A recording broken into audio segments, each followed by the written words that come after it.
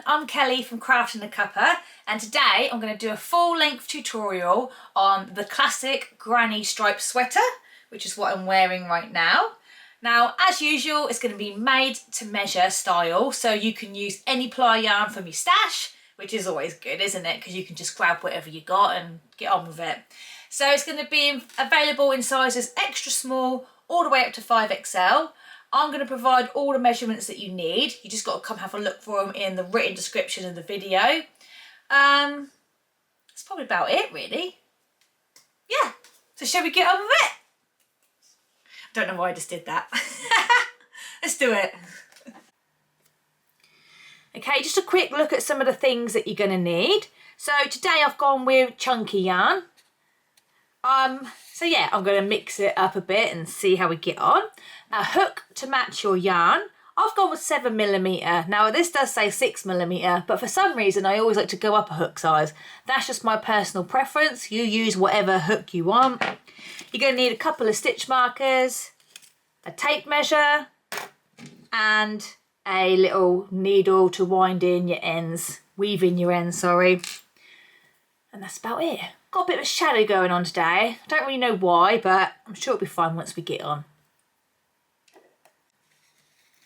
Okay, so just before we start, I'm going to give you a little rundown of the construction. We're going to be making 2 panels, one front panel, one back panel. We're then going to join them together and crochet the sleeves straight on to the panels. Then add a little bit of necklines, whatever, and bottom, whatever. I think I'm just doing single crochets and double crochets, but if you want to add ribbon or anything, just go ahead and do whatever you want because it's your sweater. You haven't got to follow exactly what I've done. I'm just showing you how to do the granny stripe more than anything, aren't I? And then you can add your own finishing touches to it. So if you followed one of my patterns before, you'll know like my structure that how I normally make them anyway. So yeah, 2 panels. Yeah, that's about it really. 2 panels and some sleeves. Right, what we're going to do is we're going to start it with a chain. Oh, actually, that's just made me think. Well, I always said what you're going to need is 1 hook.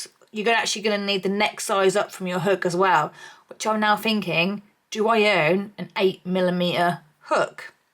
Okay, bear with me a second while I just quickly check. Okay, I have managed to find an 8mm hook. Proper old school one for me this is, because I learnt on these hooks. They were like a cheapy set from eBay. These ones are all right, but it was the thinner ones that started hurting my hands after a while. But yeah, it's going to be weird using this. Okay, so what we need to do, we're going to do the back panel first, and we need to make a chain. So we're going to use our hook size, that is 1 whole hook size, bigger than the main one that we're going to use for the main pattern. And we're going to use that to stop our chain being too tight, and it can also create like a rainbow shape, like half of an oval kind of shape. If your chain is too tight, it's just not going to be pretty.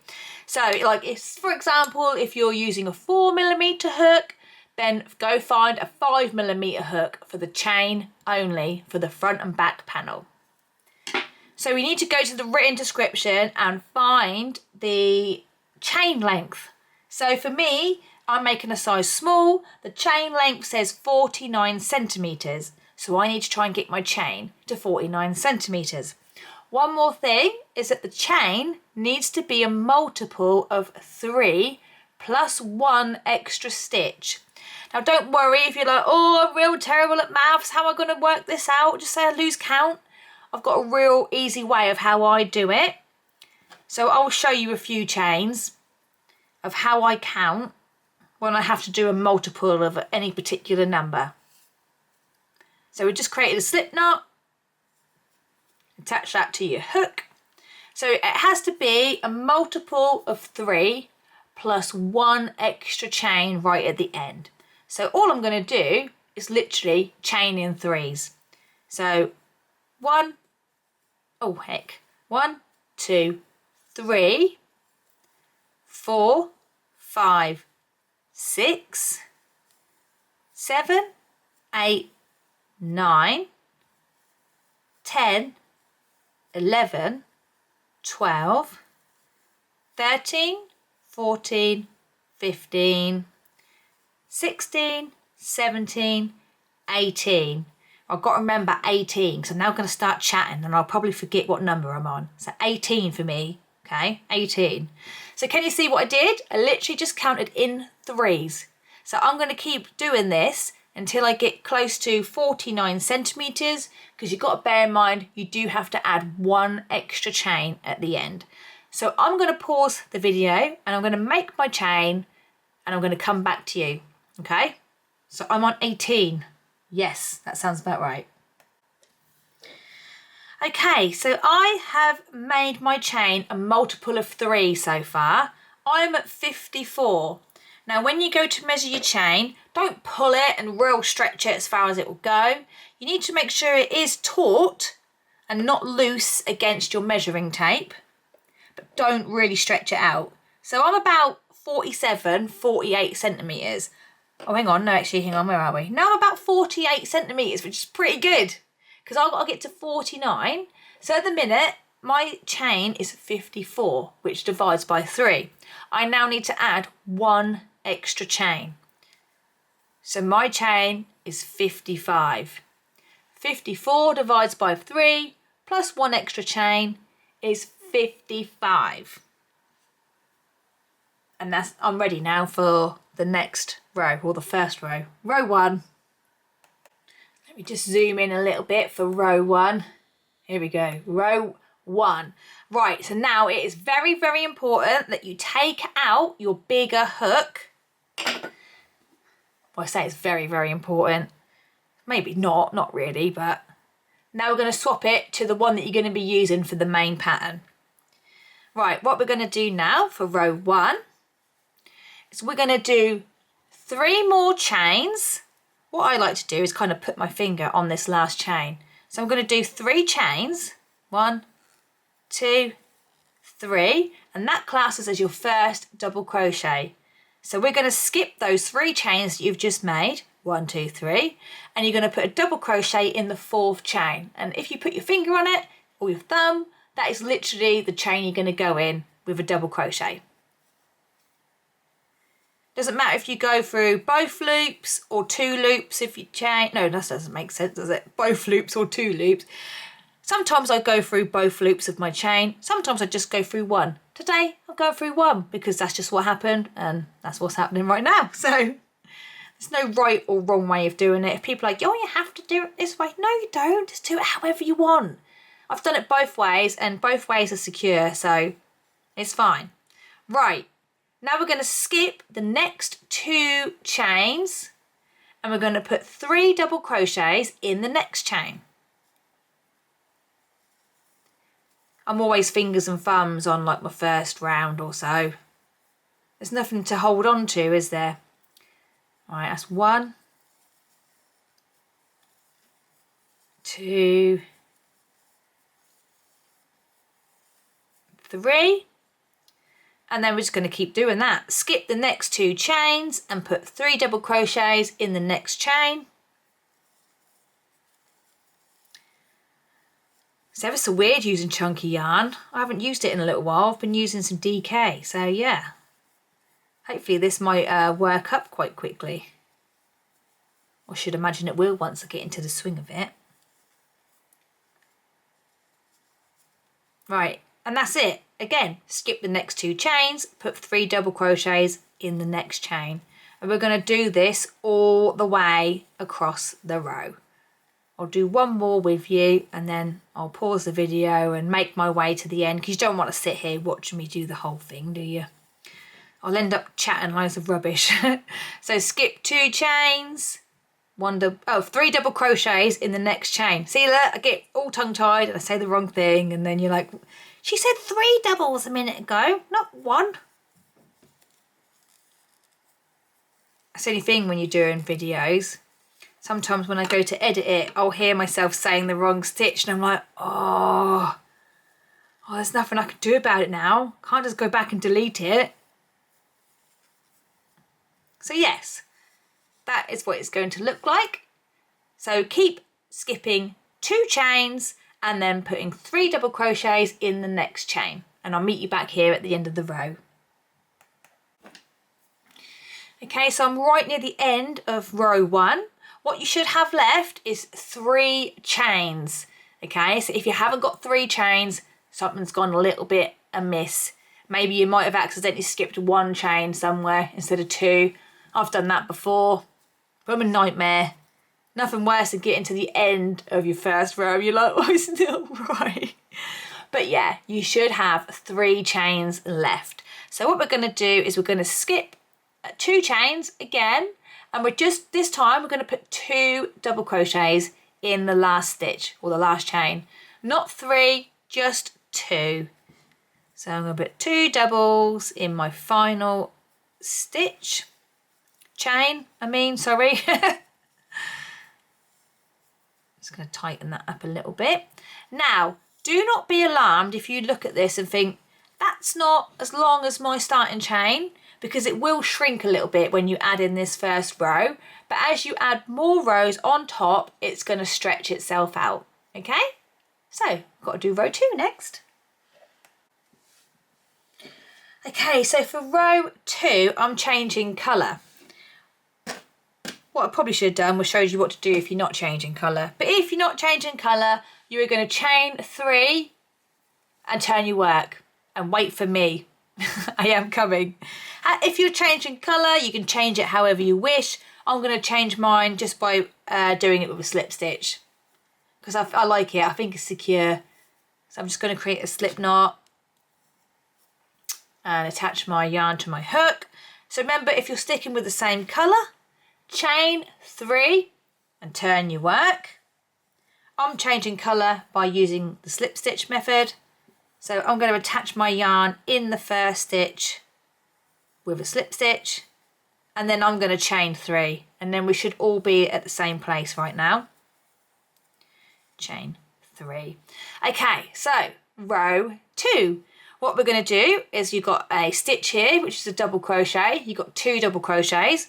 We're going to skip the next stitch and we're going to come straight in this gap and we're going to put 3 double crochets.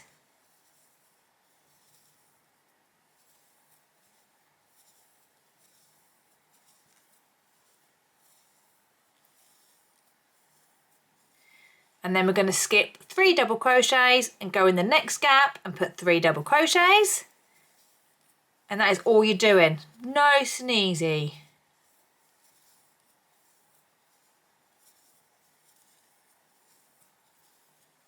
Skip the next 3 doubles, go in the gap with 3 double crochets. Just need some more yarn.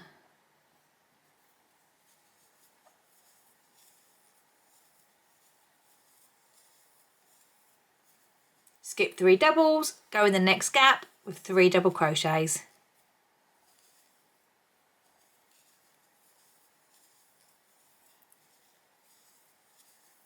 So keep doing that all the way across. 3 doubles in every gap, basically. And I will meet you at the end of the row. Okay, I am right at the end of my row, of row 2. I have put 3 double crochets in the last gap, and that's left me with technically 2 double crochets at the end.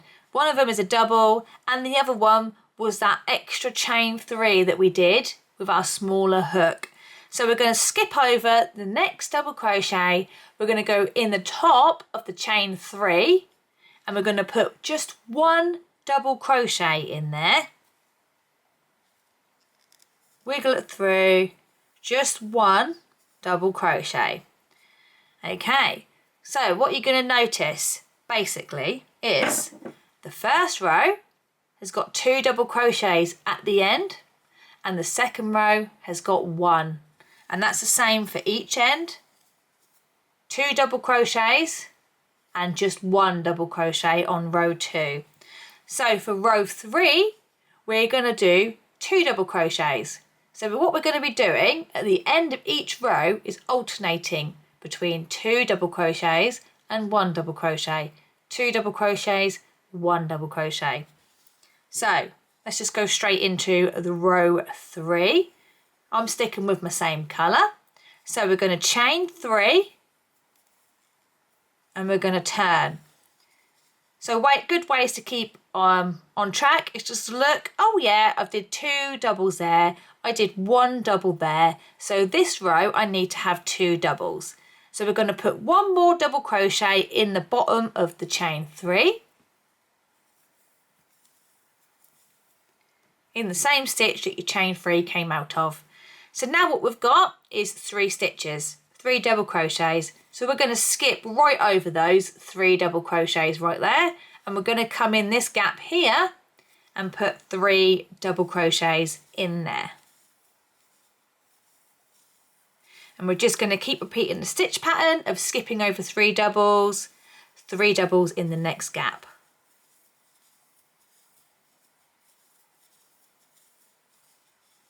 And then skipping 3 doubles in the next gap. Skip a bit more yarn. Skip 3 doubles in the next gap. And you'll keep doing this all the way across the row, just putting 3 doubles in every single gap, and I will meet you at the end of this row. Now I've got a bit of colour. I've got 2 colour changes going on, right, like just off centre. That's really annoyed me. Why has it done that?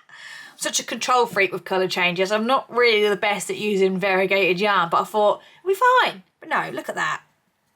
Mine's also curving a little bit slightly, but that's fine if yours is doing the same, because once we start adding our extra rows on, it is going to straighten out. We went up a hook size, we did everything that we meant to do, so don't worry if it is like, yeah, I'll show you. It's got a slight little curve, but I can straighten it out nice and easy. Once I start adding more rows, it will straighten, and you can always block it as well at the end. So anyway, right, let's get back to the end of row 3, shall we? Yeah, that's annoying. Ah! Never mind. Oh, I'm going to try to zoom in, but I'm pushing the wrong button. Here we go. I'm coming! Here I come! Right, end of row 3. Now I've gone in my last space, last gap, whatever you want to call it, and I've got 4 stitches remaining. So what we're going to do is we need to mirror image this side, and we started with 2 doubles, didn't we, on this side? Sorry if that's a bit blurry. 2 doubles. So what we're going to do is we're going to skip over the next 3 doubles, and we're going to come to the last stitch, which is actually the top of the chain 3 from the beginning of the previous row. We're going to go in that stitch in the top of the chain 3, and we're going to put 2 double crochets in there.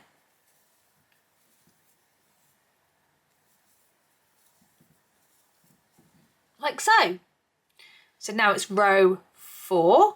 Row 4 is exactly the same as row 2, I do believe. I think it is anyway. But anyway, I'm going to do it with you. So we're going to chain 3 again. Turn our work. So if we look back, we've done 2 doubles on here, 1 double on here, 2 doubles on here. So for row 4, sorry, we're going to just have 1 double crochet, which is our chain 3. We're classing that as our double crochet. So what we're going to do is we're going to skip the next stitch, and we're going to come to the next gap, and we're going to put 3 double crochets in the next gap. We're literally going to be repeating row 3 and row 4 throughout now for this back panel that we're doing. Just get some more yarn, sorry.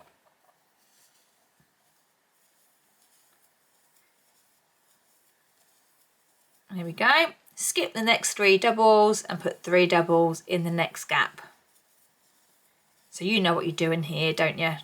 It's just getting the hang of the ends. You just got to remember that you're alternating each time, each row, between 2 doubles at one end, 1 double at one end. 2 doubles, 1 double. 2 doubles, 1 double. So I'll meet you back at the end of the row. Keep putting 3 doubles in every gap, and I'll meet you at the end of the row. Okay, I'm right at the end of row 4. I've gone in my last gap of my 3 double crochets, and I've got 2 doubles left, which is actually a double and the chain 3 from the beginning of the previous row. So as you can see, we've got the 2 doubles in that one, and the previous one was 1 double. So because we're alternating, that means we just need to place 1 more double on the end of this row. So we're going to skip the next stitch and just put 1 double in the top of the chain 3. Voila! So now we are literally, I think it's rows 3 and 4, or row and 2 and 3. Oh yeah, rows 2 and 3. We are literally just repeating rows 2 and 3. I did say 3 and 4, didn't I? But yeah, 2 and 3. Or you could say 3 and 4, but it doesn't really matter. We're just alternating rows. Right, I'm going to do a couple more with you, then I'll let you get on your merry way. So, row 5. You just get a bit of extra yarn. So I'm going to chain 3 and turn my work around. Now we've just ended the previous row with 1 double. A little bit hard to see because my yarn's gone a bit dark in this section. But that now means that we need to put 2 doubles at the end of this row. So the chain 3 classes as the first double. I'm going to put another double crochet in the bottom of that stitch of my chain 3. And then I'm going to skip over the next 3 doubles and I'm going to go in the next gap with 3 double crochets.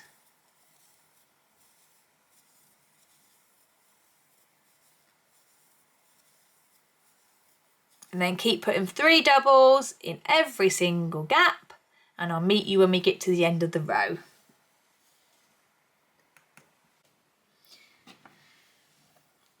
Okay, so I'm now at the end of the row and I've got to put 2 double crochets in because we ended the previous row with just 1 double crochet. So that means I'm going to skip over 3 doubles, my little granny cluster right here, and I'm going to go in the top of the chain 3 from the previous row, and I'm going to put 2 double crochets in the top of that chain 3.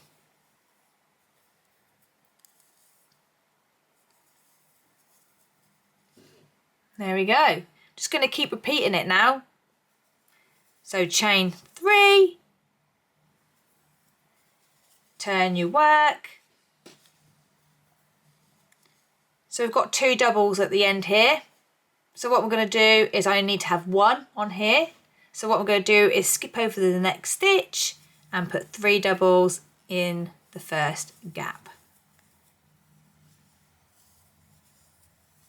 And then 3 doubles in every gap, blah de blah de blah de blah de blah, etc, etc, etc.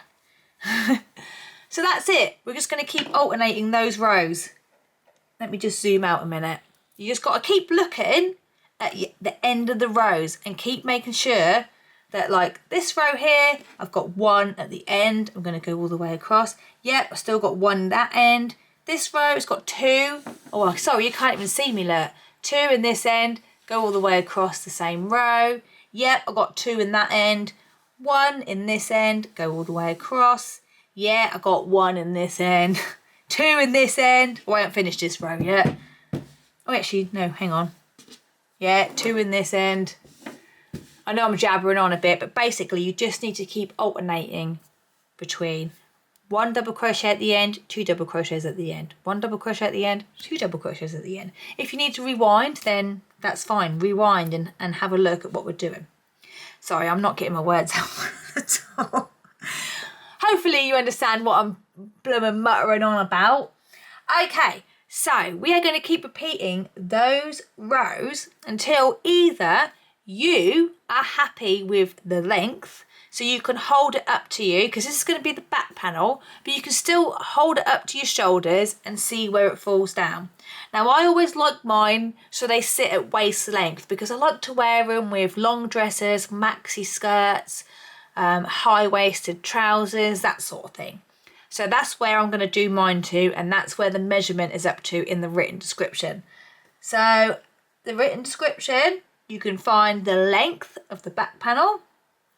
Mine is a small and it says 43 centimetres. So that is for waistline measurement. If you want it longer, just keep going. Just keep adding your rows. Now what you need to know is that the final row needs to end on row 3. So row 3, if you count up 1, 2, 3, it needs to end on a row that has got 2 double crochets at each end. That needs to be your final row. So keep going till you're happy with the length, and your final row needs to have the 2 double crochets at the end. And I'll show you once I've done my panel. So when you measure, obviously I've not got a lot going on here at the minute, but when you measure from the centre down, not from the edge. Don't measure the edge because you can't get as accurate as measurement with that. So from the centre, I'm at 8 centimetres. I'm aiming 43 centimetres to make mine waist length. But remember, you can go as long as you want. So I'll meet you back here once my back panel's been done. Yes, and that's about it. So make sure your final row, remember, has the 2 double crochets at the end, not the row with 1. So I'll meet you back here. And before I forget to mention, before we get too far in, now is a good time to check the width of your panel, just to make sure that you're still on track. So I'm about 49 centimetres. I am now, basically, I measured my panel and I realised that my panel was getting a little bit wide. So I just stripped it back to my chain and I knocked 3 chains off. Okay, and now I'm back to where I should be. It's best to check your panel measurement now rather than later, because it's so much easier just to knock it back and make adjustments now compared to later. Nothing bad's going to happen. If it does come out a bit big, it just means you've got a little bit more positive ease going on. That's about it, really. It'd just be a bit more oversized. So yeah, just make sure you check your measurements and that you're heading in the right direction. And then make your back panel. Okay, excuse the state of my desk. It's a bit of a mess, but never mind, hey. Right, I've done my back panel. I've got to be honest, I'm looking through my camera screen right now and it looks absolutely crazy. These colour changes look crazy through the screen, but they look fine when I'm looking at it in real life. Which one do I believe? The real life version or what's it showing through the lens? I don't know. I struggle with variegated yarn so much because you're not in control of the colours. Now I'm starting to freak out, it's going to look crazy. Well, do you know, we're just going to keep going because we're like, I've done a back panel. I'm just going to keep going and see it through. So, I have kept mine waist length. So to measure your back panel, you just need to go from the centre all the way down. I'm about 43 centimetres with mine. If you want yours longer, then keep going. Just remember, you need to finish on row 3 with the 2 double crochets at each end. So that's done. That's my back panel. Now we need to do the front panel. We're going to work up the same amount of chains that you did for your back panel. And we're going to just keep working it up, but we're going to make the front panel 8 centimetres shorter. And do not fasten off, okay? Unless you're changing colour, then it's all right. If you're sticking with the same colour, do not fasten off. So my back panel is 43 centimetres. So 43 minus 8 equals 35. So I'm going to work up my front panel exactly the same, but I'm going to pause when I get to 35 centimetres. And also your last row needs to be row 2. So it's the row with the 1 double crochet at each end. You need to end on that row.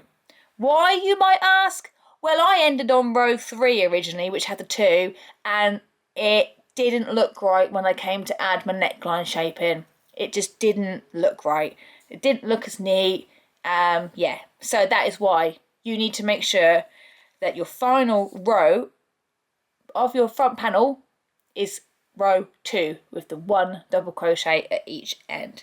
So with that in mind, start working up your front panel. Remember to pause 8 centimetres less than your back panel, okay? I think that's about it for now. and that your final row needs to be row 2. Just making sure I'm saying it right, because if I don't, you're going to start getting super confused. I'm going to start getting super confused. We're all just going to be like, what on earth is going on right now? Who knows? Right, so yeah, front panel, 8 centimetres less than the back panel. End on row 2. See you in a bit. It's just me again. Remember to go up 1 full hook size for your chain, okay? And then go back down to your original hook size for the rest of the pattern. Yeah. Rewind it if you need to. I'll timestamp everything in the written description so it'll take you straight there. So right, I'll see you here again in a minute. Okay, so I've been working up my front panel. Now, because I said it needs to be about 8 centimetres less than the back panel, and it also needs to end on row 2, which is the row that has 1 double crochet on each side, not 2. So with mine, I'm using chunky yarn, and I've had a little bit of a dilemma, which is fine because I can then explain to you what happens if you have the same thing. I am currently at 33 centimetres, so my back panel was 43 centimetres. 43 minus 8 is 35, so I'm currently at 33. Now if I want to get closer to 35, I then have to add 2 more extra rows. If it was DK yarn, that'd be absolutely fine, but because I'm using chunky, it's then going to go over the 8 centimetres. Now, I personally would prefer my neck hole to be bigger than smaller because I can always add extra rows to bring it in when it's done. If it's too small, it's not even going to fit over my head. So, I'm going to stop at 33 centimetres, which works out to be 10 centimetres shorter than my back panel rather than 8. But that's fine. I'd rather it was 10 centimetres than 6 centimetres, which would be like 2 centimetres less than 8 centimetres. Does that make any sense? I'd rather my neckline was more deeper than not deeper. What's the opposite of not deeper? Yeah, I don't know. Words have failed me, as always. So anyway, yeah. I'm going to stop here. I haven't fastened off, so I'm up this side at the minute. So for the next section, it's going to be the neckline section. So you're going to need to tape measure again, and you're going to need to grab 2 stitch markers. So I'll meet you back here when you got those bits. Okay, so what you need to do now is head to the written description where you're going to find the measurement for neckline shaping. So it's going to be a measurement for each side. So what that means is size small, for example, which is what I'm doing, says 14.5 centimetres. What that means is that I'm going to measure each side at 14.5 centimetres. I'm actually only going to measure one side and then I'm going to count my stitches for the other side because there's no need to measure both sides, is there? So I'm going to start this end because this over here is a bit busy. There's loads of stuff going on. So what I'm going to do is I'm going to get my tape measure. 14.5 centimetres mine says, which is there. Hope I've not got my head in the shot. You're going to put it in the gap that is closest to that measurement. So we're not going to go through a stitch, we're going to put our stitch marker in the gap. So for me, it's this one right here. So I'm going to put my first stitch marker through here. And then I'm going to count how many gaps there are to the end. So I've got 1, 2, 3, 4, 5. And that bit is just like my 1 double crochet hanging there. Although it looks a little gappy, that actually isn't the gap. So I've got 1, 2, 3, 4, 5. I'm going to come over to this side, the opposite side, and count the exact same number of gaps. 1, 2, 3, 4, 5. And put my second stitch marker in there. And then we're ready to start adding on neckline shaping. First thing I'm going to do is just turn my work because I am still... Actually, no, I'm not going to turn my work just yet because I've got chain 3. Just ignore what I just said right then. Right there and then. What I am going to do is I'm going to get my back panel wherever it is, over here. I don't know if the whole thing will fit in, but I'm going to take my back panel and I am going to count how many rows I have on my back panel. I'm then going to count how many rows I have so far on my neckline shaping, because we need to end up, not on neckline shaping, I'm so sorry, on my front panel. So we need to end up, when we add the neckline shaping, that we have the exact same amount of rows as the back panel. So what I'm going to do is I'm going to add rows back and forth, and then back and forth here, and it's got to be the same amount of rows on the back panel as what there is on the front panel, if that makes any sense. So I'm going to count this off camera because you don't need to see me going 1, 2, 3, 4, 5, 6, 7, 8, 9, 10, and then I'll come back to you and then we'll start doing the neckline shaping.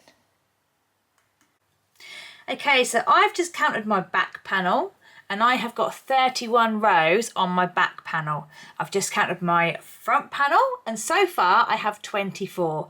So 31 minus 24 equals 7. So that means on each side here I need to add 7 more rows and then I will have the same amount of rows as my back panel.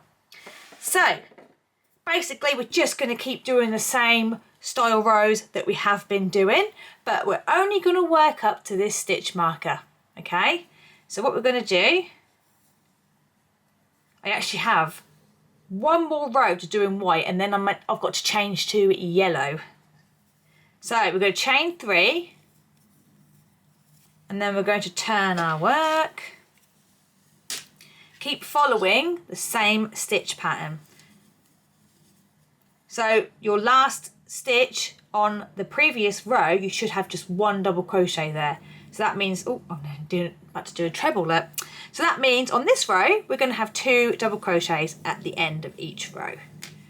So place your second double in the same stitch, skip over 3 doubles, go in the next gap with 3 doubles, and then just keep adding 3 double crochets in every gap like you have been doing. So I'm going to keep doing this until I get close to my stitch marker. I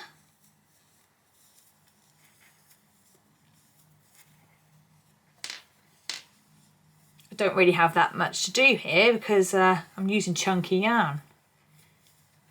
Okay, so I have reached my stitch marker.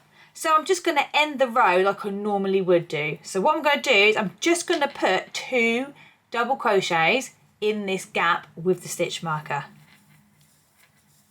2 double crochets. So if I was sticking with the same colour, I'd chain 3, turn my work, and then do this little row as normal. But I'm actually changing colour. I'm going to do it with a slip knot like I have been doing. So I'm just going to have to fasten this one off a minute. I've got to remember, I need to add 7 rows.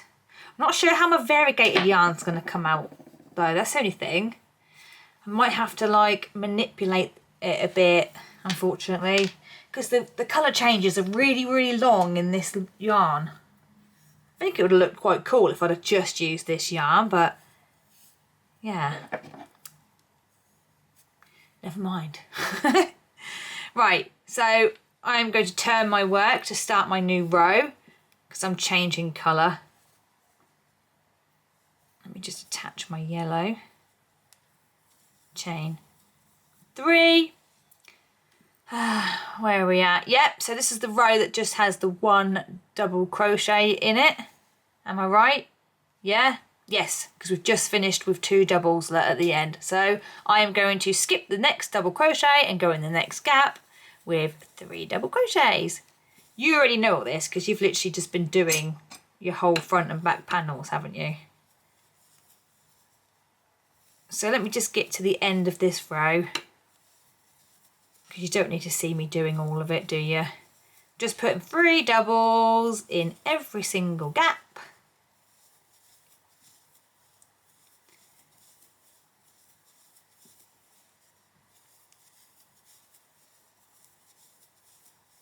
Yeah, this chunky yarn works up so quickly. It's going to be weird when I go back to DK again. It's going to feel so strange. So I'm at the end of the row, so I'm going to skip my last double crochet and put 1 double crochet in the final stitch, which is the top of the chain 3 from the beginning of the previous row. I need to fasten off, but if you was to carry on with the same colour, you obviously would chain 3 and turn your work like so. And as you can see, this little bit is starting to become raised. So I have to add 7 rows. You'll probably need more, especially if you're using a smaller yarn, a thinner yarn. So I'm going to keep adding rows back and forth until I've added 7.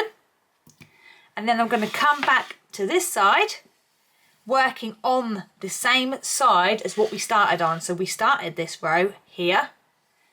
So that means when I come to do the opposite side, I'm going to attach my yarn in the gap with the stitch marker in it, and then chain 3, add 1 more double crochet in here, and then carry on doing my rows until I have 7 rows on this side as well. Okay, so do it for this side and also for this side, and I will meet you back here when you have your neckline shaping. I'm back again, earlier than expected, but I've decided I'm going to go back and forth with my variegated yarn on each side, which means loads of ends to weave in, I know, but I feel like the colour is going to be better, I hope, I don't know. But anyway, I thought while I'm here, do you know what, I might just show you how to start this side while I'm here. I don't like to leave anyone in the lurch. I know I just explained it, but I don't like to leave people in the lurch just in case they're thinking, what's she saying? What? So, to start off your next side of your neckline shaping, make sure that you go in the gap with the stitch marker. That is your starting point for the opposite side. So let me get my yarn. Can't believe I'm doing this. I'm going to end up having loads of ends to weave in, which was the kind of, not the point of my variegated yarn, you know, but never mind. It's my fault. I like to have control over colour changes. So chain 3, and that's your first double. Put 1 more double back into the same gap. And now you're ready to continue your row as normal. Putting 3 doubles in every single gap until you get to the end. So yeah, it was quite straightforward really, but I just feel a bit bad like not showing you how to do it, because I do like them to be nice and detailed. So yeah.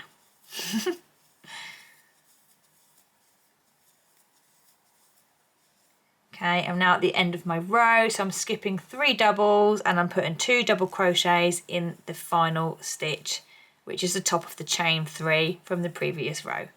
I've got to fasten off because, like I say, it looks like I'm going to be changing colour every row. I don't know where my scissors are now. Oh, they're under here. So yeah, keep going until you have the same amount of rows in total on the front panel as the back panel. And I'll meet you back here when your neckline shaping is complete.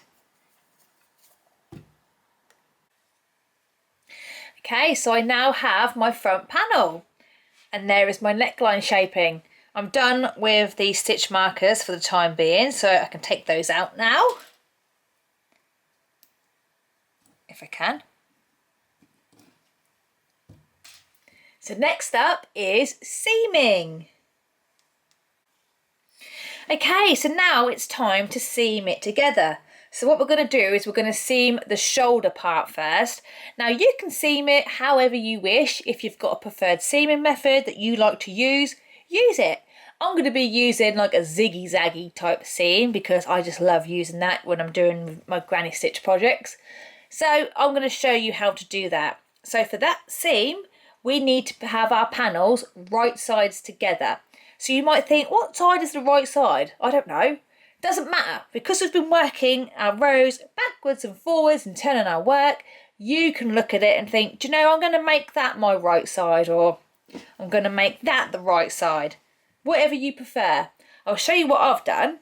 I've literally gone by my final row.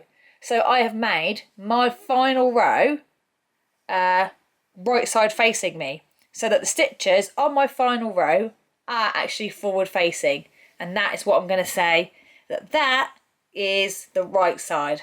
I just thought it'd be easy to remember. So I've got to do the same with the front panel. So let me find my front panel. So we've got to have our panels right sides together, which means the right sides need to be touching each other. So my front panel here, my last row of stitches, are now facing away from me. So this side is my right side. So I'm going to sandwich it together so that right sides are touching each other. Right sides together is what we normally call it. So basically when I've done my seam and this seam down the sides, I then turn my sweater out and it's then going to be right side facing out. But right now the right sides are facing inwards and they're touching each other. Does that make sense? I'm trying to say it in an uncomplicated way, but when words come out of my mouth, they usually come out in the most confusing manner. So yeah, I'm going to leave it there before I start babbling. Okay, I've come in a bit closer with the camera. So I'm going to start looking directly down. I'm going to start on the right hand side. Excuse me, my voice is disappearing again. So I'm just going to move this over here. I'm going to zoom in a little bit as well. Here we go. Not too far. About there. So I'm going to get my yarn. I'm using this colour right now because it's going to show up really well. Whether I'm going to stick with this colour, I'm not quite sure. But we'll see how it goes. Because the seam is going to be visible, you see. So you can, if you've like used a solid colour, just say that was white and that was white, I'd probably use white to join it with. Or you could use a contrast colour. It's completely up to you. Okay, so what we're going to do is we are going to just have this front panel first, and we are going to attach our yarn through the very first stitch on the right hand side, and we're going to do a slip stitch.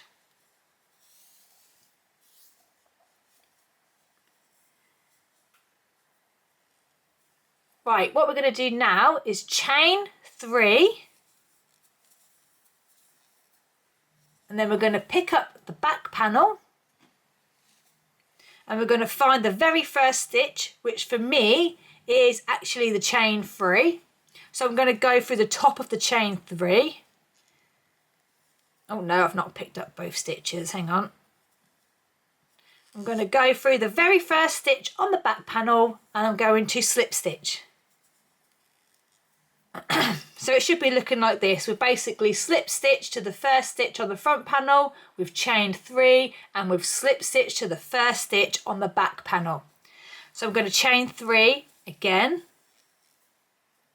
and now I'm going to come to the front panel and I'm going to skip the first double crochet that's right there, and I'm going to come to this gap and I'm going to put a slip stitch in that gap,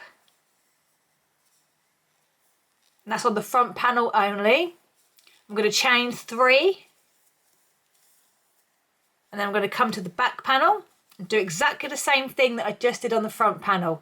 Skip this very first stitch and come in the very first gap with a slip stitch. And we're literally just going to keep repeating this all the way across. Chain 3,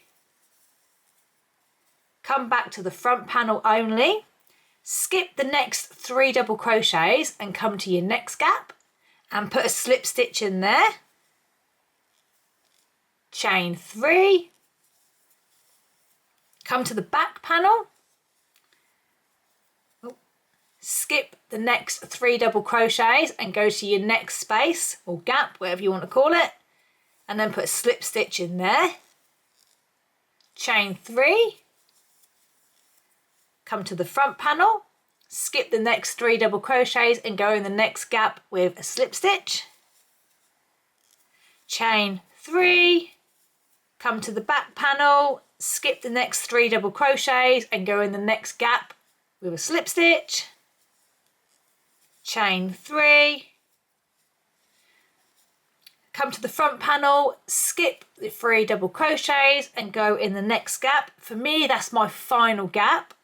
So I'm going to go in that with a slip stitch, chain 3, come to the back panel, skip 3 double crochets and go in the next gap with a slip stitch.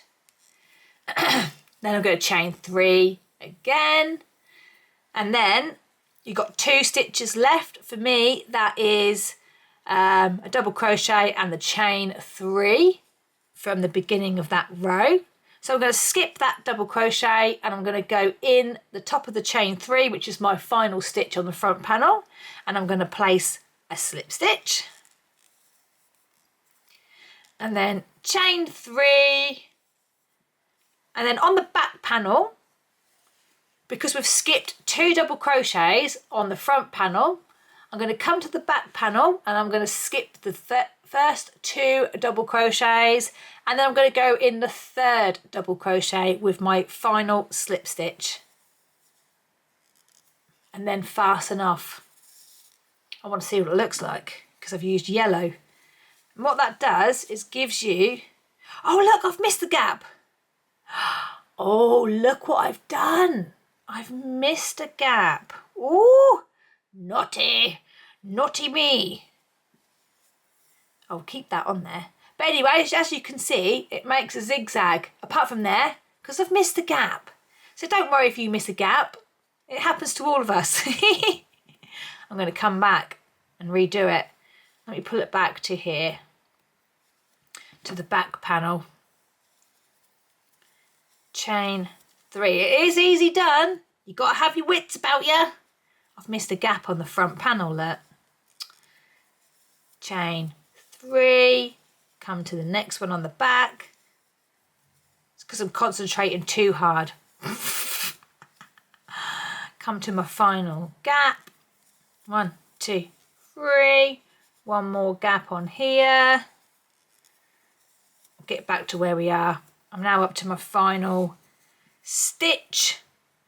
In the stitch, oh, chain 3, and then I've got to count the 3rd stitch, haven't I? 1, 2, 3. Hope I've done that right and not just missed one on the back now. There we go. That is exactly what it looks like. Obviously mine looks crazy because I'm using chunky yarn. Woohoo! I like that. But this is the inside, you see. This is what it's going to look like when you turn it around. It looks a little bit neater from the right side. I like that. I sounded right Norfolk then, didn't I? I like that, I do. I like that, boy. Yeah, boy, like that one. That's staying. I'm going to fasten off because I do actually like that. And then I'm going to start you off on the opposite side. Okay, so we've done the right side. We're now going to do the left side. So we are still working with the front facing us, okay, to get the same shape as this one. So what we're going to do, we need to map out on the back where our first stitch is going to be. So if we have a look at the front one that you've added the neckline shaping to, what I'm going to do is I am going to count my gaps, I think. Let me try it and see what I think. So I've got 1, 2, 3, 4, 5 gaps, and then there's 2 double crochets. So I'm going to come to my back panel and count out 5 gaps.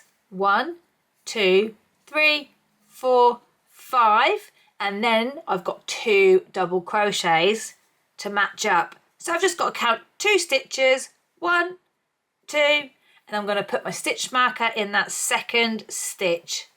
And that is where I'm going to have to place my first stitch when I come to the back panel. So we're just going to do exactly the same thing that we've just done. Attach your yarn with a slip stitch to your hook. Oh, my voice keeps disappearing. It's so frustrating. Anyway, right. Front panel only. Attach your yarn through the very first stitch with a slip stitch.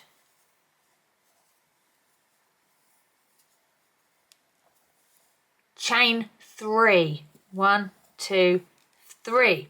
Now come to your back panel and go through the stitch with the stitch marker in it. Sounded like I just said stitch marker. With the stitch marker in it, and place a slip stitch. Right, now we're going to chain 3. We're going to come to our front panel. We're going to skip the next stitch and go straight in the next gap with a slip stitch. Chain 3, come to the back panel, skip the next stitch and go in the very next gap with a slip stitch. I've got to try and make sure I don't miss any gaps this time. Chain 3, come to your front panel, go basically just skip 3 double crochets and go to your next gap with a slip stitch. Chain 3, come to the back panel, skip your next 3 double crochets and go to the next gap with a slip stitch. Chain 3, come to the front panel, skip the next 3 double crochets and go to the next gap with a slip stitch. Chain 3, come to your back panel, do the same thing, skipping 3 DCs. Oh, sorry, I keep calling it DCs, don't I? Double crochets, go to the gap and put a slip stitch. Chain 3, come to your front panel, skip the next 3 double crochets and place a slip stitch in the next gap. Chain 3, come to the back panel, skip 3 double crochets. Hang on, I think I can hear someone coming in. Mummy. Yeah, sorry, I got busted. My little girl, well, I say my little girl, my daughter's off sick from school today because she had a bit of a funny turn earlier, and it's quite hard to gauge like whether she's being truthful or not, but I think she was truthful with the funny turn, but she's got Prader-Willi syndrome, bless her, and sometimes if you're like, are you okay? That can trigger her to be like, oh, no, I'm so unwell. But she's been off today. She's absolutely fine. She's going back tomorrow, bless her. But yeah, I just got busted. So anyway, where was we? Okay, so I've just come to my front panel and gone into a gap and I've chained 3. So I've got to come to the back panel. Make sure I'm going in the right one. Going in the next gap with a slip stitch. Chain 3. Come into the next gap on the front panel. Slip stitch. Chain 3. I should hopefully have 1 gap left, which I do. Means I mapped out my stitches properly. Chain 3. And then we've just got 2 stitches left on the front panel. So I'm going to skip the first stitch, and for me I have to go in the top of the chain 3. That's my final stitch. So I'm going to go in the top of that if I can get it right. Sometimes it's awkward to go in the top of a chain 3, but I find if you twist it towards you, you can then go in it much, much easier. And then to finish it, I'm going to chain 3, come to the back panel and skip the next stitch and go in the final stitch with a slip stitch. That is also a chain 3. Oh! The top of the chain 3 from the previous row, and we're in. There we go. That is the shoulder seams done. Okay, now we need to measure out our armholes. So you need to go to the written description, find the size, find armhole measurement section. I think that's what I write normally. But armhole something or another, and find the size that you're working and get your tape measure ready and some stitch markers. So for me, I'm doing a size small, and that says that my armhole measurement is 18.5 centimetres.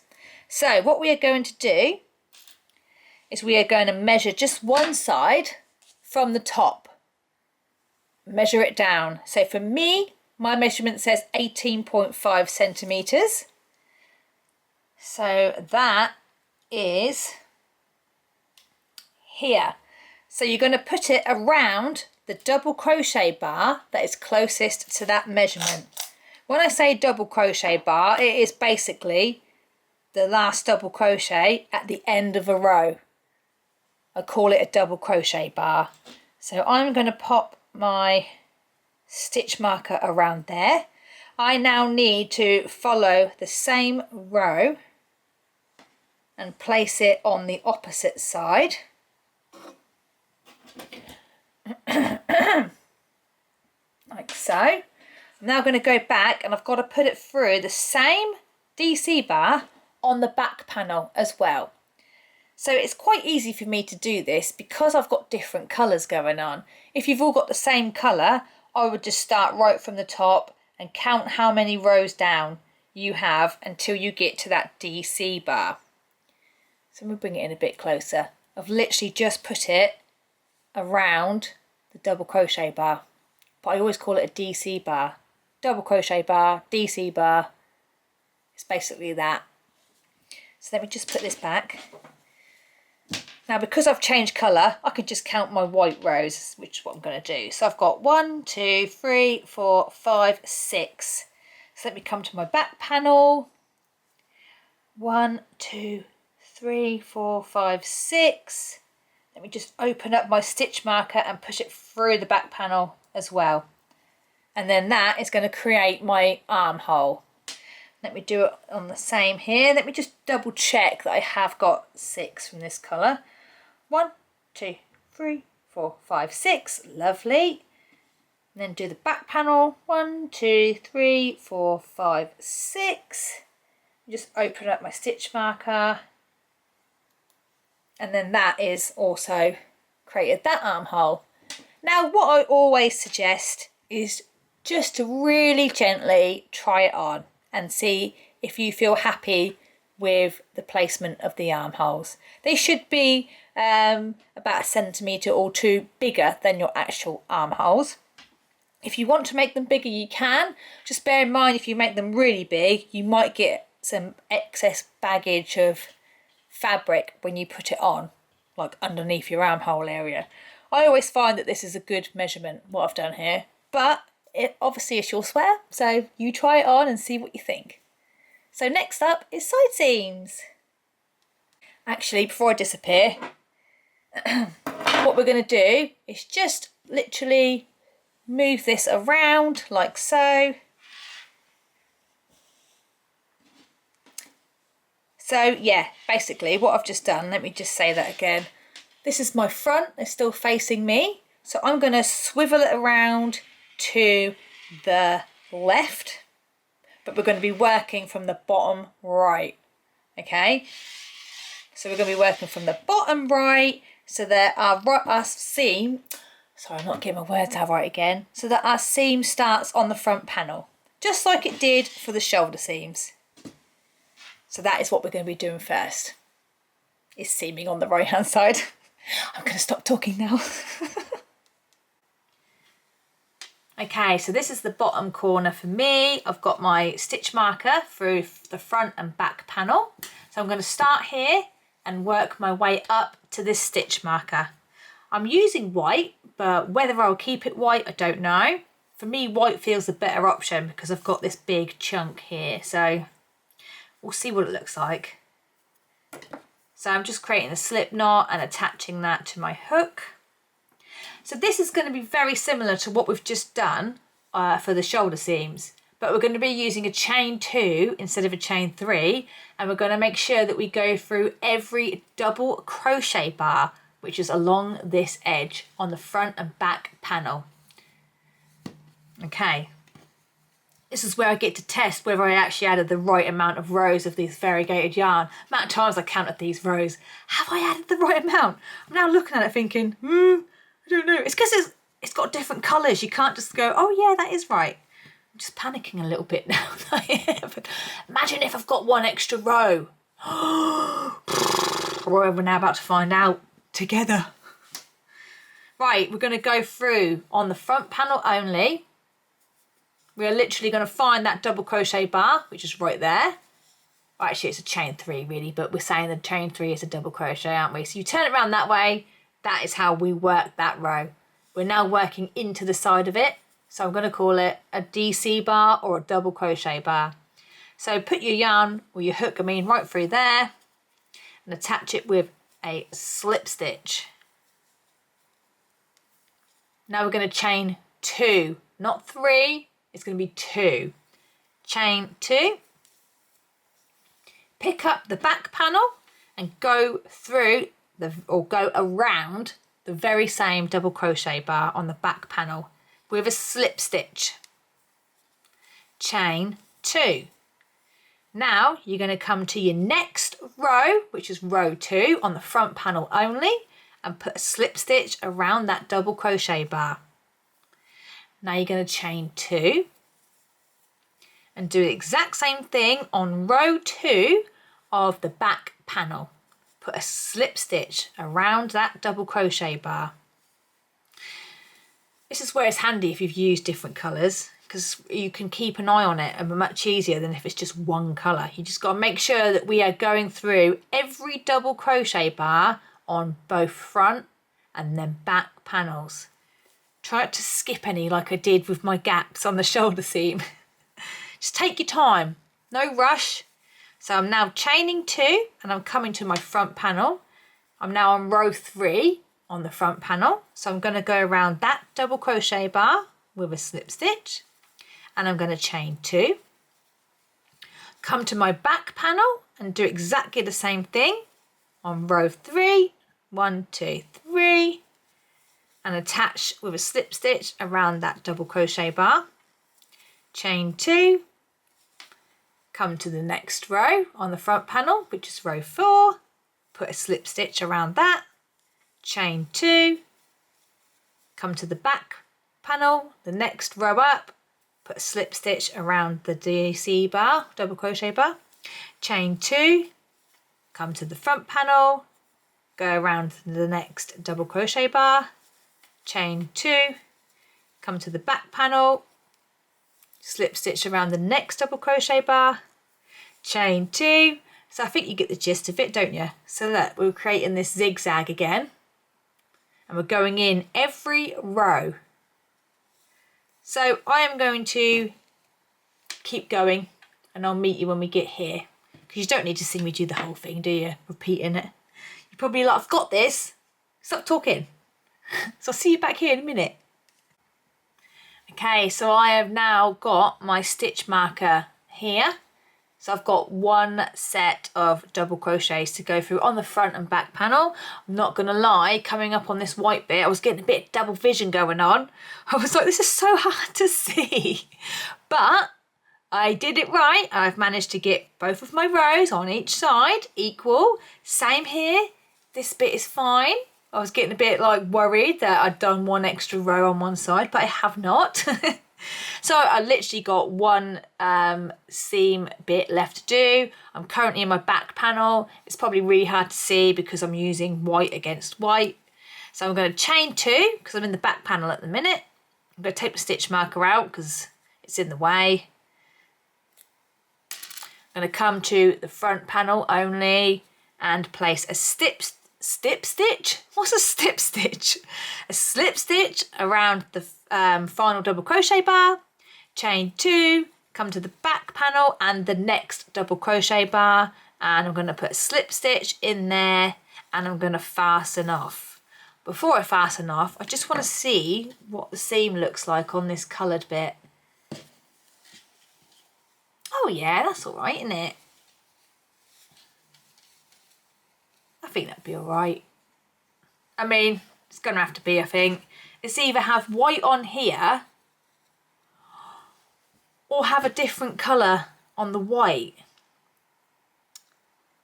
I'm going to fasten off and then turn it out, I think, and have a good look. I'll do that off camera though. And if I'm not sure about it, then I can change it, can't I? It's not the end of the world. Okay. So, we've got to do the other side as well. So what we're going to do for the other side, I am a little bit zoomed out a bit.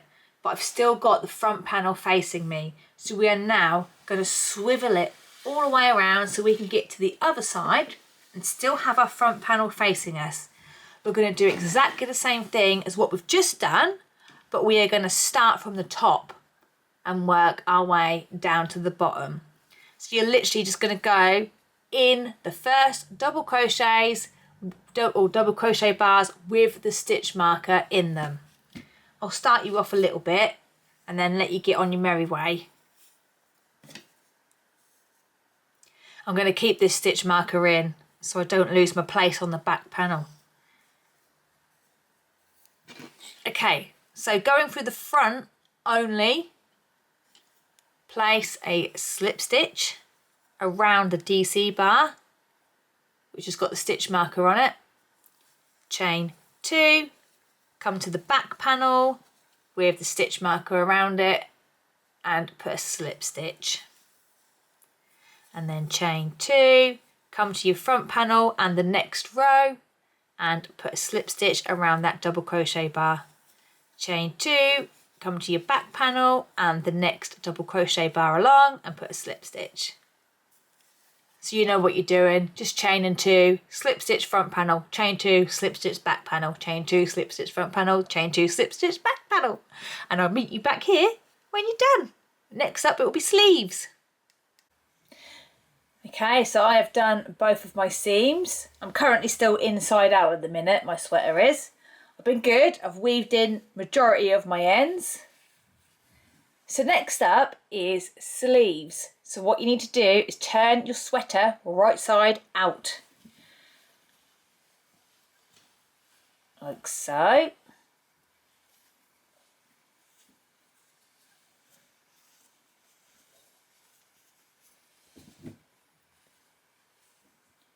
Okay, it doesn't matter what side you start on. I'm just going to grab this side, I think. And I'm going to zoom in a bit as well. Okay, so I'm just going to get my yarn ready.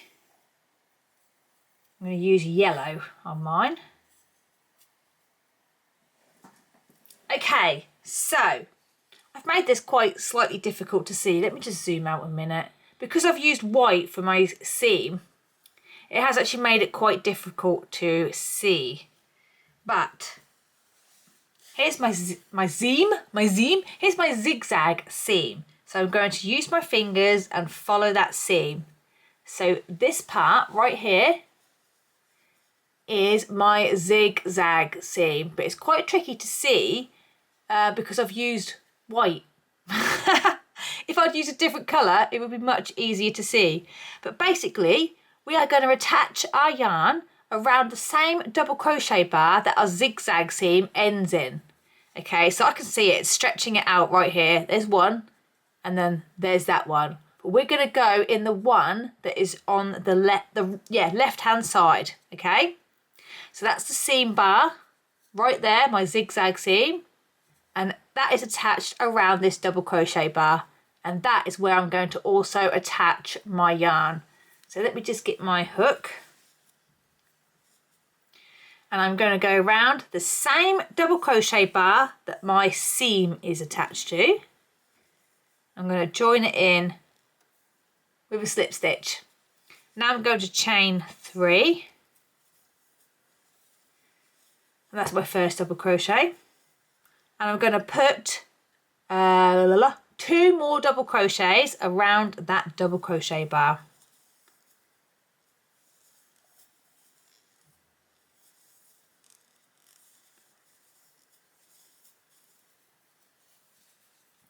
Okay, so we are going up on the side still. So we are still working around double crochet bars. So what we're going to do is we are going to skip the next double crochet bar and then find the next one along and then put 3 double crochets around that double crochet bar. A bit of a mouthful. Again, you come to your next row. So these are the rows here. And we're working on the side of them.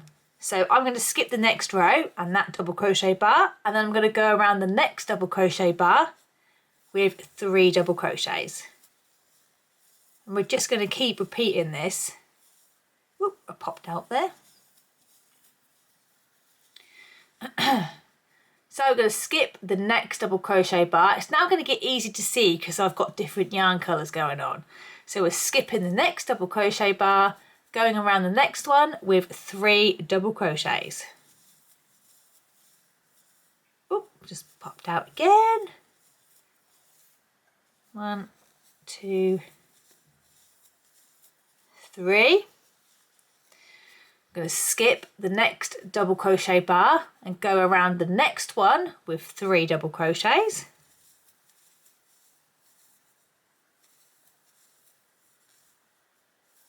Oh, dearie me.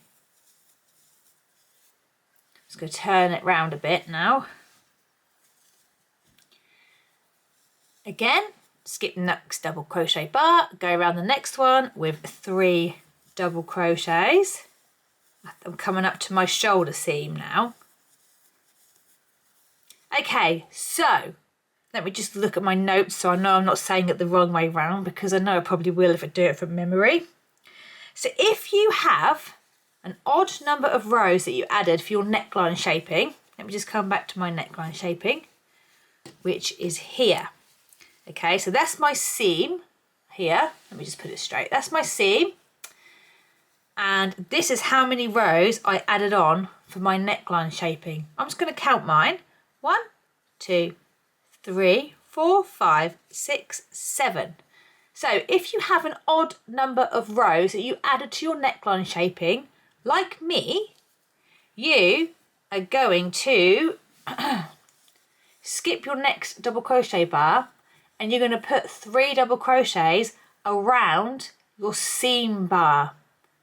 If you have an even number of rows that you added, then you will skip over your seam bar and just keep putting 3 double crochets in the next DC bar. Okay? Don't mean to sound confusing, but I'm just letting you know that if you have an odd number of rows that you added for your neckline shaping, you'll be putting 3 double crochets around your seam bar. If you've got an even number of rows that you added for the neckline shaping, you're going to skip over the seam bar and just be working around your double crochet bars, because you're going to be here, whereas I'm here and I'm going to be working at that one. If you've got an even number, you're going to be here and skipping over that. Just to clarify, some of you will be going around the seam bar, some of you won't. For me, I've got odd, so I'm skipping a DC bar and I'm going around my seam bar with 3 double crochets. It's because it's made to measure, you see. I've not said make sure you add an even number or an odd number of rows, because it doesn't really matter, not really. Okay, so literally we're just skipping double crochet bars, going back to your next one and putting 3 doubles around it. Skip DC bar, go around the next one with 3 doubles. Keep doing that all the way around. And it should eventually bring you to the same double crochet bar that your side seam is attached to. And you will put your final 3 doubles around the very same double crochet bar that the side seam is attached to. And that's round 1.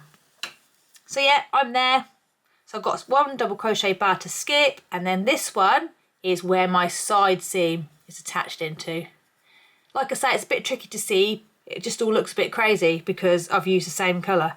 If I'd have used a contrasting colour, you'd have been like, yeah, I can see that. Much easier. And then we're just going to join it to the top of the chain 3 from the beginning of the round with a slip stitch. Now I'm going to be changing colour for round 2. If you're keeping with the same colour, you're literally just going to chain 3 and you're going to turn your work. And doing that will keep your seam down the underarm in a straight line on the sleeve. If you don't turn, your seam is going to start going all wonky and all over the place. You get a diagonal one. But basically, if you're staying with the same colour, you've chained 3, you've turned, you're just going to put 2 double crochets back into that space, like that. But I'm changing colour, so I'm going to fasten off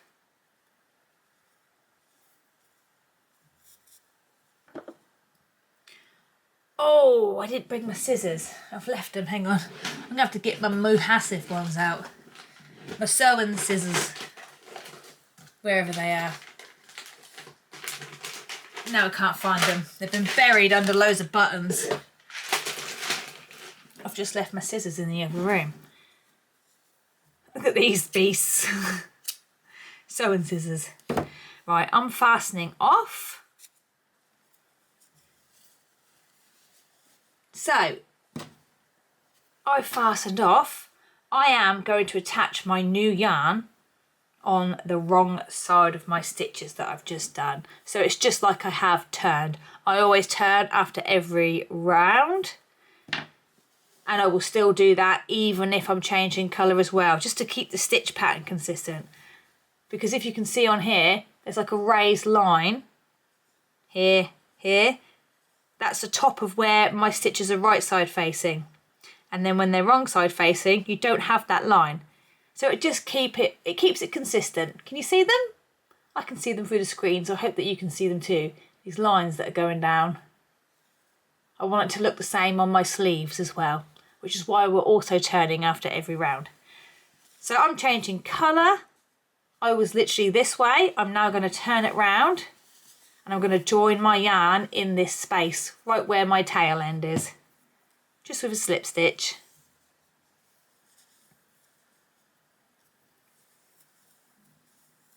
Chain 3, and then put 2 double crochets in the gap. Sleeves now, so easy. You've attached your first row, or for your first round and from here on out, you're literally just going to keep going around and putting 3 doubles in every space, skipping over all the double crochets in between. So come to your next space, 3 double crochets. Skip 3 doubles in the next gap.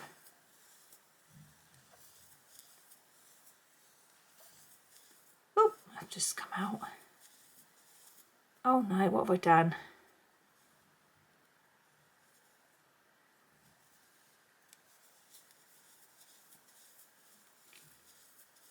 So just keep going around and putting 3 double crochets in every gap, and I'll meet you at the end of the round.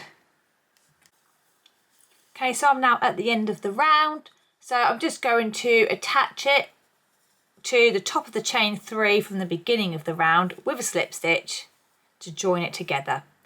Now I'm sticking with the same colour, so I'm going to chain 3 and turn my work. And now I'm ready for round 3. Remember, if you're changing colour, make sure you turn your work after every round still. So I'm going to put 2 more double crochets back into that gap. And now I'm ready to go again. 3 doubles in every gap. And you are just going to keep repeating that over and over until you are happy with the length of your sleeve, or you can use the measurements that I have provided in the written description. Just go in there and look for sleeve length and then follow the size that you are working. You're going to measure. I haven't got much on here at the minute, so it's a bit tricky to see, but in a minute I am literally going to come away and make more of my sleeves, and in the next frame you'll see me measuring it a bit better. But yeah, it's a bit hard for me to show you because I don't really have much going on. But when you measure, you're going to measure from your underarm and straight out. Obviously I've got barely anything to measure and I've got ends all over the place now. But you're going to go right from that underarm and you're just going to measure the sleeve out. But I'll show you that properly in a minute because I am now going to get to work. Just keep repeating that round, basically. 3 doubles in every gap. Turn your work after every round. And I'll meet you back here when we have a sleeve. Okay, so this is my sleeve and what it's looking like so far. Now, if you're making it for yourself, then I suggest just try it on and stop when you're happy with the length. I'm going to be adding a little band around mine in a minute. I'm going to be decreasing and adding a little band of single crochets. So if you want to add that on as well, bear that in mind when you're doing your length. So when I say measure from the underarm outwards, this is literally where you're going to measure from. So take your tape measure and just place it at the underarm, like so. Now I'm at 44 centimetres. I'm making a size small. Now on the written description for the arm or the sleeve length, I'm pretty certain small is like around 45. But if I add another round on mine, it's going to add like an extra 2 centimetres because I'm using chunky. So I'm going to stop at 44 and I'm going to move to the next section, which is adding a band around the sleeve.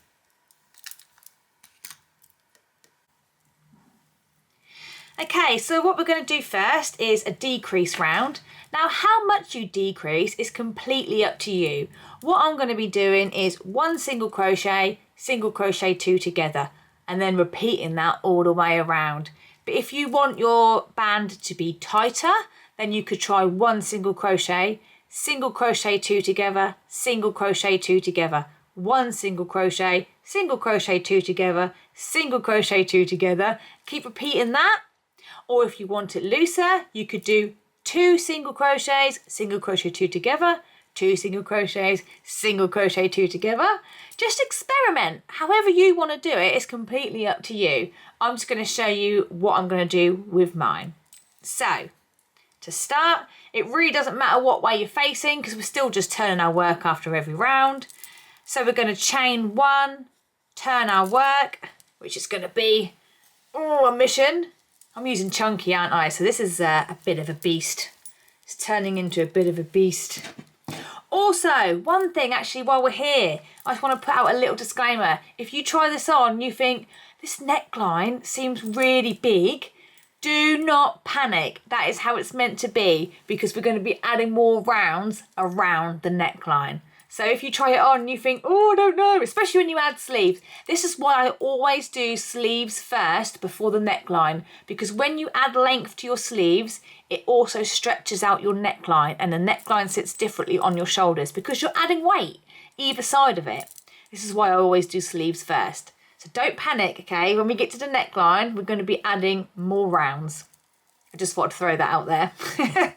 I know sometimes when you try jumpers on or sweaters on, at this point, you're like, oh, it's going through a proper ugly phase. I don't think it's looking well.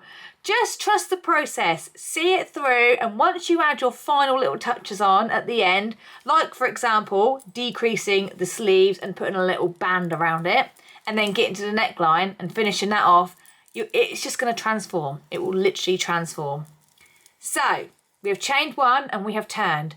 We're going to put a single crochet in the first stitch, and then we're going to single crochet 2 together. And we are literally going to keep repeating that all the way around. Single crochet in the next stitch, single crochet 2 together. Single crochet in the next stitch. I just realised I've not really shown you how to single crochet 2 together. I'm just assuming that you know how to do it. So single crochet 2 together, just in case you're wondering. You are literally going to go in your first stitch and pick up the yarn and a loop. So you've got 2 on your hook. And then you're going to do exactly the same thing in the next stitch. Go through the next stitch, yarn over and pick up a loop. Now we've got 3 on our hook and we're just going to yarn over and go through all 3. And that has basically turned 2 stitches into 1, but using single crochets. So single crochet in next stitch, single crochet 2 together. And I'm going to do this all the way around. If you're doing what I'm doing, and we're just going to keep doing rows of or rounds of single crochet, you don't need to worry about the stitch count or anything like that. If you decide to put ribbing on it, then whatever type of ribbing you're using, you might need to have either an odd or an even number. So bear that in mind if you think, oh, I'm going to put a bit of ribbon on mine. But I'm just keeping it nice and simple. We're just going to do a round of single crochet. Now I've forgotten where I'm up to because I'm chatting. All right, single crochet, single crochet, 2 together, single crochet, 2 together, single crochet, 2 together, single crochet, oh hang on a minute, I ain't finished that, single crochet, 2 together. So yeah, keep doing that all the way around and I'll meet you when we get to the end of the row. Round. Ah, why do I keep saying row? So I've gone all the way around and literally I've come to my first single crochet. So I'm just going to pop a slip stitch through that to close the round. Voila! And now I'm just going to chain 1, turn my work, and I'm going to put a single crochet in every stitch. And that's it.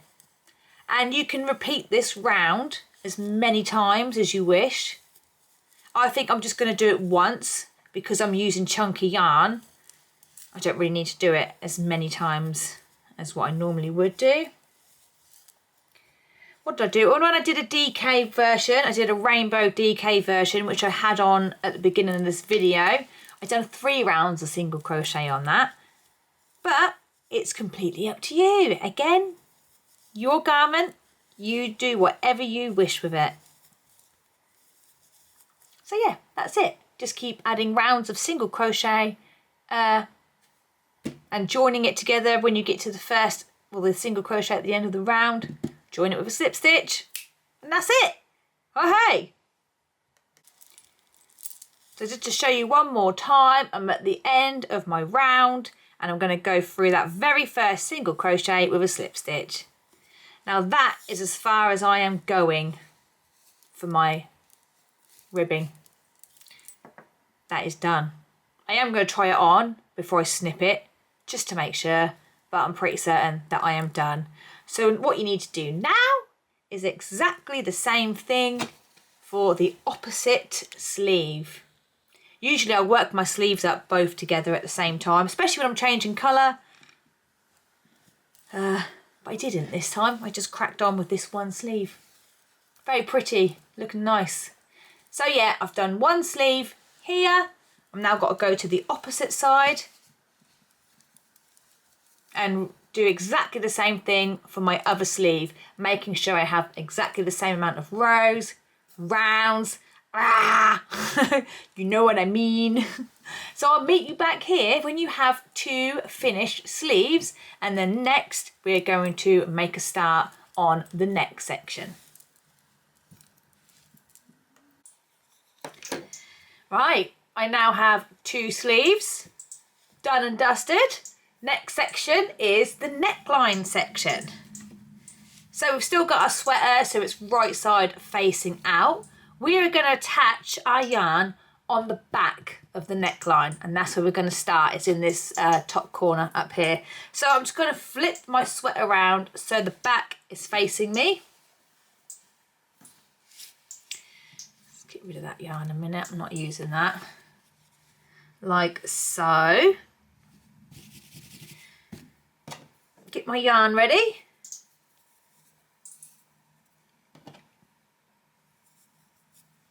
Let me just zoom in a little bit. About there.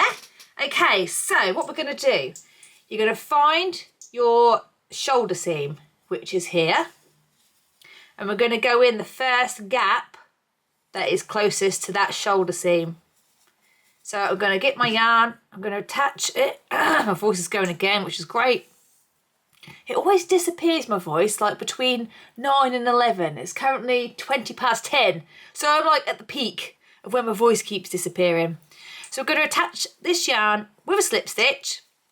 And we're going to chain 3, which will class as your first double. And what we're going to do is we're going to put 2 double crochets in each gap. Not 3, like we have been doing.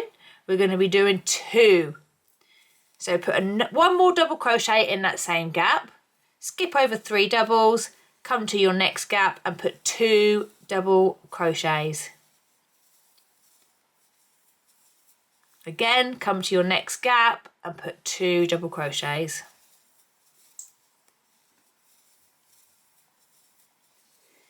Again, next gap, 2 doubles, and just repeat this all the way across the back neckline. Making sure it's 2 doubles, not 3.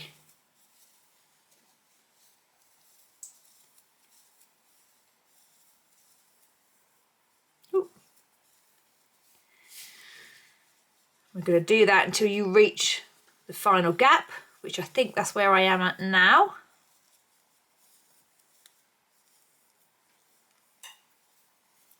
Okay, so now we're going to be coming on to the neckline shaping that we added. So we're going to be working around double crochet bars again. So what we're going to do is we are going to go around the seam bar first and put 2 doubles around that.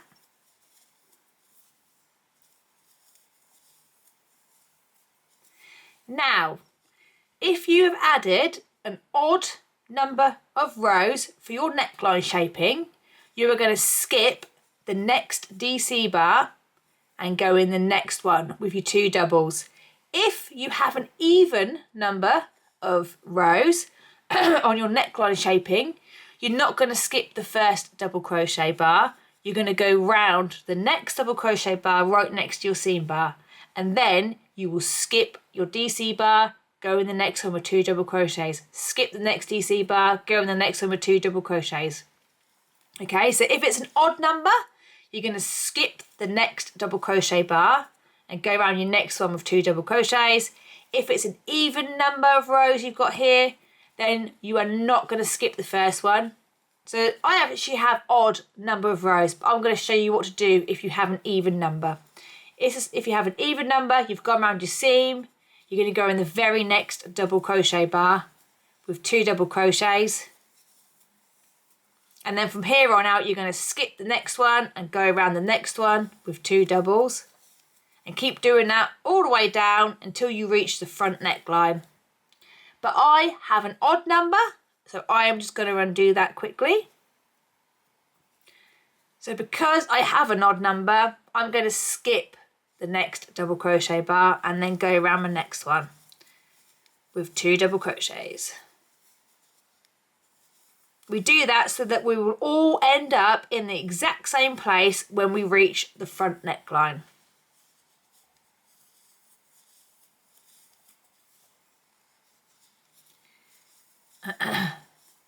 So we should all have 1 double crochet bar left, and then the gap where you attached your neckline shaping. I'm trying to think of all the words, you know, and all the words just keep failing me.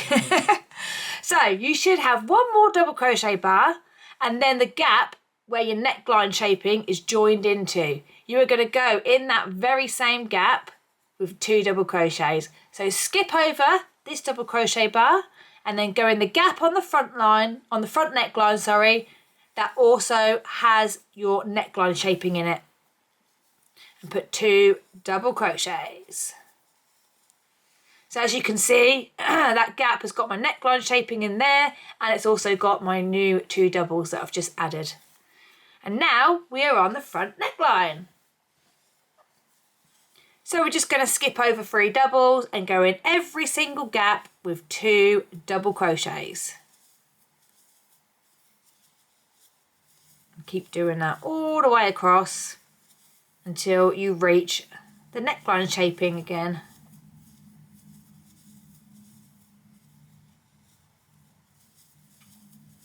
Oh yes, it's so annoying with my voice. Wish it would go away. Like, I've had this cough since October. And I've been to the doctors about it, had a chest x-ray. There's nothing there. It's completely clear. But apparently everyone's calling it the 100-day cough, but it's January. Like, I think I'm on week 16 now. Well, that's definitely gone over 100 days, isn't it? It's very annoying. So I now have 1 gap left here, and that has my neckline shaping in it. So you're going to put 2 double crochets in that same gap, just like we've done at the opposite side. And then you will skip the next double crochet bar. This is for both odd and even. Skip the next double crochet bar and go around the next one with 2 double crochets. keep doing that, skipping your next double crochet bar, go around the next one with 2 double crochets. You just turn it round. Oh, this is a beast, this jumper is, let me tell you. And then we're going to skip this double crochet bar and go around the next one with 2 double crochets. And then, if you have an even number of stitches, you are going to put I think you will have 1 more double crochet bar to skip over, and then you'll have a double crochet bar right next to your seam bar. So you're going to mirror image what you did on the opposite side. So you need to make sure that you go around the double crochet bar that's right next to your seam bar. So you're going to go around the double crochet bar and around the seam bar. But because I've got an odd number, I just skip over the one that's right next to the seam bar. You just need to mirror image what you've done on the opposite side. It'd be handy really if mine actually had an even number, so I could have showed you that. But I have explained it. Literally just mirror image what you've done on the opposite side, okay? And then that brings you to the beginning of the round. So we're just going to join it to the top of your chain 3. Sorry, my yarn is dark here, but literally join the yarn to the top of the chain 3 with a slip stitch once you've gone around your seam bar. And that is the first round of the neckline shaping. Okay, round 2, nice and easy. We are literally just going to do a round of single crochet. So we're going to chain 1, we're going to turn our work, because if you add a few rounds of single crochet, turning your work will keep your seam in the same place. It will keep your seam straight. If you don't turn your work, basically, you're going to end up with a diagonal seam. It kind of like goes, oh, actually, it's going to go that way, isn't it? Yeah. Well, for me, it's going to go that way. I don't know. Yeah. I don't know. Yeah. Stop talking, Kelly. I got stuck in a little loop then, didn't I? So yeah, chain 1, turn. Ooh. Single crochet in the same stitch and single crochet in every single stitch all the way around the neckline. So once you've done that, I'll meet you back here right at the end of this round. I said round and nearly said row, but I managed to say round. I hope you're pleased for me. Okay, I'm right at the end of my round, so all I'm going to do is join it together by putting a slip stitch through the first single crochet. Now you can do as many rounds of single crochet as you like. Obviously make sure that your head can fit through it. Don't do that many that your head won't go through. When I made my DK version, I ended up doing 3 rounds of single crochet, but I am using chunky. So I'm going to try this on right now because I might not need 3 rounds of chunky. Best thing to do, if you can, try it on. That's really brought that neckline in. So yeah, keep doing as many rounds of single crochet as you wish, and then I'll meet you back here for the bottom section. I'm going to go try mine on because I don't know how many rounds I need to do. I think, to me, actually, that looks all right, but I'm still going to try it on. Right, I'll meet you back here for the bottom section. Okay, my neckline is done. So hopefully, if you have tried it on yourself, you now know that that neckline really does get bought in, doesn't it? I opted for 2 single crochet rounds on mine, and it's lovely. It's just really brought it in. When I was trying it on with my sleeves on, I remembered, oh yeah, it's got a massive neckline. If people try it on, they're going to be like, this isn't coming out right. But it definitely is. Look at that. I think it looks so pretty. Right, now we're going to do bottom. The bottom section. So we're going to turn our sweaters round so we've got the bottom end facing us. I tend to attach it with the back facing me. I mean, it doesn't really matter, to be fair, it doesn't really matter. So let me get my yarn ready. I've got white. I mean, I've got to be honest, I'm not sure if I'm going to make it round or not. I'm going to try. Because I've got, oh no, I've just got rid of it. I literally had like a bit like this for my yellow. Otherwise I would have done yellow. I don't really want to open up a new ball. I really don't want to open up a new ball. I've got this much white. Now can I finish the bottom with this? I don't know. Isn't yarn chicken fun? I've been playing too much of it lately. I do have this, but I don't think I want that on the bottom. Or do I? I'm now having a little discussion with myself. No, I'm gonna try white. Pray for me. Hopefully it'll be okay. We're gonna be doing a decrease round anyway around the bottom. So yeah, please let this go well. Mind you, yeah, I don't know.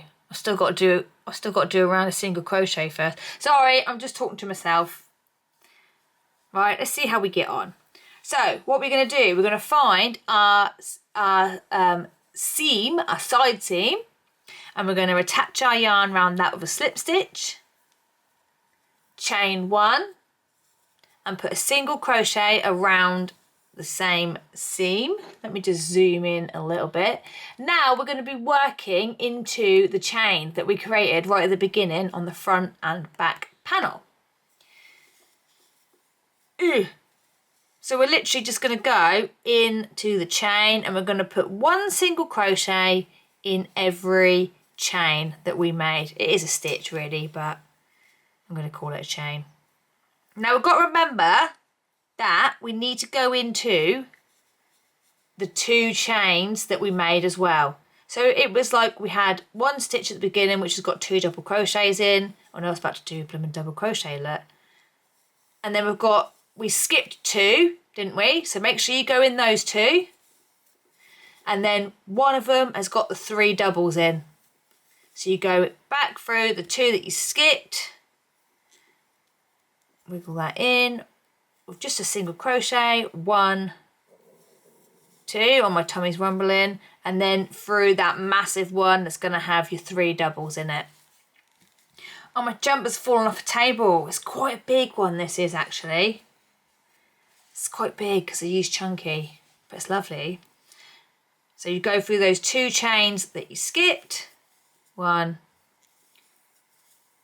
2, and then the one that's got the 3 doubles in it. Oh, hang on, I want to catch both of mine because when I went into my chain right at the very beginning, I only caught the top loop. So now I'm going through the bottom end, I want to catch both of the loops. So just keep doing that. Oh no, I've done it again. 1 single crochet in every chain. I'm struggling, guys, I'm struggling. We're in. We are in. So yeah, 1 single crochet in every chain along the bottom. And when you get to this opposite end, you're just going to put 1 single crochet around your side seam. And then he called it a center seam, I don't know why. 1 single crochet around that side seam, and then continue putting 1 single crochet in every single chain around the back. And I'll meet you when we get to the end of the round. And I said round, not row. Yeah! Okay, I'm right at the end of my round and I've reached my side seam again. So I'm just going to pop a slip stitch in that very first single crochet from the beginning of the round. And that joins the round. Okay, so next what we're going to do is a decrease round.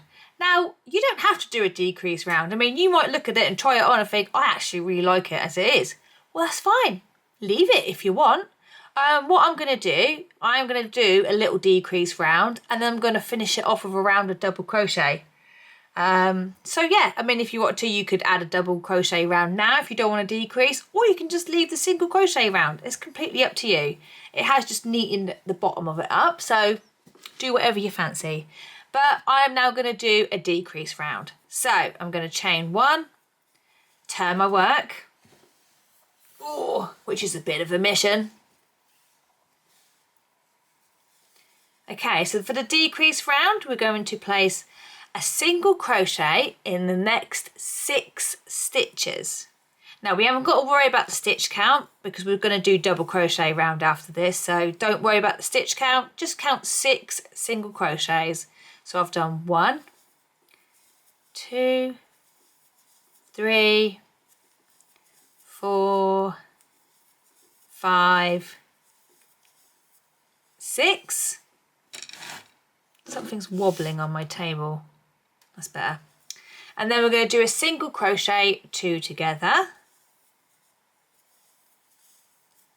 And then we're just going to repeat that all the way around. So that's 1, 2, 3, 4, 5, 6, and then single crochet 2 together.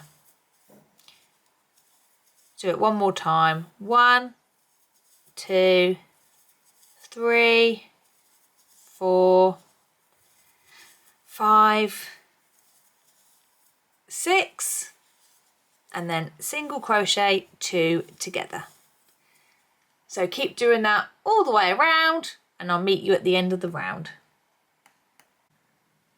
I'm coming up to the end of my round. I've just done another single crochet 2 together and I've got 2 stitches remaining. So I'm just going to put a single crochet in those 2 stitches. You might not have 2 stitches, you might have a different amount. But yeah, if you have some leftover stitches, just put some single crochets in there and then slip stitch to the first single crochet to join. Now the next round is double crochet round. I'm just looking at my yarn. I don't think there's enough. I mean, I could reattach some halfway through. I don't really want to do that because I don't really want a knot around the bottom ribbon. So I think I'm going to do my final round in this one. That is what's going to happen. So if you're sticking with the same yarn, you are literally going to chain 3 and turn your work. I'm going to change my yarn. I'm going to do it with slip stitch because like I said before, that's just how I like to change colour. I'm going to turn my work so I am facing the way that I would have been had I have had enough white. Never mind. It's okay. Everything's groovy. Just going to put this in my lovely little contraption. Okay, where are we? So nice and easy. Just going to do a double crochet round. I just need to chain 3. 1, 2, 3. And then just put 1 double crochet in every stitch. Oh my goodness. Can't seem to catch it. Yep, 1 double crochet in every single stitch, and you can do as many rounds of that as you wish. I'm just going to do the 1, I think, but I will try it on. But yeah, I think I'm just going to do the 1. So yeah, that's about it. I'll meet you back here when you get to the end of the round. Okay, I'm at the end of my round. So all you're going to do is put a slip stitch in the top of the chain 3 to join the round together. I'm going to fasten off. I'm not going to add no more to mine. But you can add as many rounds of double crochet as you wish. Weave in all your ends and you're done. Wahey, we've done another one. How amazing. Now I've got to try and sort myself out and get pictures and a little video of it as well. Like, this is the only thing. My hair's a right mess today, but the sun is out. Will that go against me? I don't know. The sun's in a bit of an awkward position at the minute, but it's not raining. It's been raining all week and I've been freaking out. How on earth am I going to get the final video of me wearing this? Well, I'm just going to have to put my big girl knickers on, try and do something with my hair, or just leave it. I don't know. We'll see what happens. But yeah, it's done. Oh, hang on. That's the wrong way round, isn't it? Oh, I can't really fit mine in the screen either. But there's my top. There's the sleeve. There's another sleeve. And there's the bottom. I've just got to weave my ends in. So, yes, if you made it this far for the tutorial, thank you so much for joining me on another one. And I will be making another tutorial very soon. I've got a couple I'm thinking of doing. A hat that I've whipped up quickly for my kids and my hubby. And a like bandana cowl, which is next in line really. So yeah, thank you so much. Bye. I say bye, you're going to see me prancing around again in a minute on camera, looking awkward. Bye.